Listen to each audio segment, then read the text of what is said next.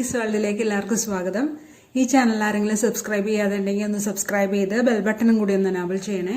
എന്നാൽ മാത്രമേ ഞാനിടുന്ന എല്ലാ വീഡിയോസിൻ്റെയും നോട്ടിഫിക്കേഷൻ നിങ്ങൾക്ക് കറക്റ്റായി ലഭിക്കുകയുള്ളൂ.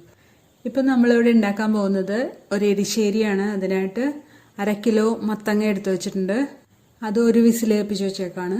കുതിർത്തിയ പയർ അത് 150 ഗ്രാമാണ് എടുത്തത്. അതും 3 വിസിലേൽപ്പിച്ച് വെച്ചേക്കാണ്. 1/2 കപ്പ് തേങ്ങ എടുത്തിട്ടുണ്ട്, അതായത് ഒരു മുറിയുടെ 1/4 ഭാഗം. അത് വറക്കാനായിട്ടുള്ളതാണ്. 2 പച്ചമുളക്, 4 ഉള്ളി, കുറച്ച് കറിവേപ്പില, 3 വെളുത്തുള്ളി എടുത്ത് വെച്ചിട്ടുണ്ട്.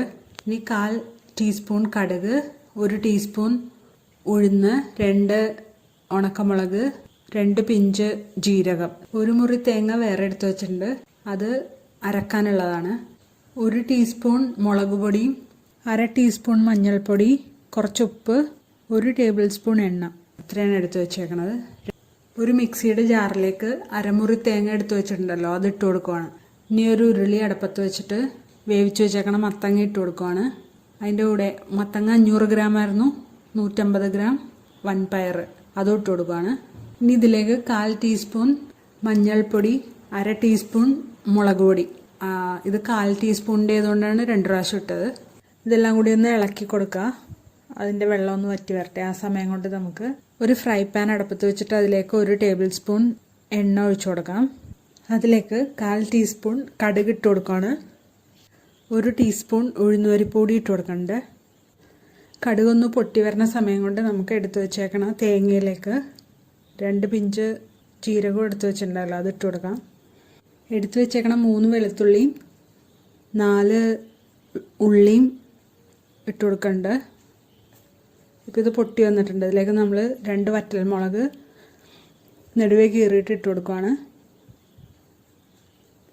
ഇതൊന്ന് മൂത്ത് വരുമ്പോൾ വേപ്പിലയും കൂടി ഇട്ട് കൊടുക്കുന്നുണ്ട്. ഇനി ഇതെല്ലാം കൂടി ഒന്ന് മൂപ്പിച്ചെടുക്കണം. എന്നിട്ട് നമ്മൾ എടുത്തു വെച്ചേക്കണം തേങ്ങ, 1/4 മുറി തേങ്ങ എടുത്ത് വെച്ചിട്ടുണ്ടല്ലോ, അതിട്ട് കൊടുക്കുകയാണ്. അതായത് 1/2 കപ്പ് തേങ്ങ. ഇനി അത് നന്നായിട്ട് ഇളക്കി ഇതിൻ്റെ കളറ് മാറുന്ന വരെ നന്നായിട്ട് ഇളക്കിക്കൊണ്ടേയിരിക്കണം. അതേസമയം നമ്മൾ മിക്സിയുടെ ജാറിൽ എടുത്തു വെച്ചേക്കണ തേങ്ങ ഒന്ന് പതുക്കെ അടിച്ചെടുത്തിട്ടുണ്ട്. അതിലേക്ക് 1/4 ടീസ്പൂൺ മഞ്ഞൾപ്പൊടി, 1/2 ടീസ്പൂൺ മുളക് പൊടി ഇട്ട് കൊടുത്തിട്ടുണ്ട്. ഇനി അതൊന്ന് അടിച്ചെടുക്കണം. ആ സമയം നമ്മൾ തേങ്ങ ഒന്ന് ഇളക്കി കൊടുക്കാൻ മറക്കരുത്.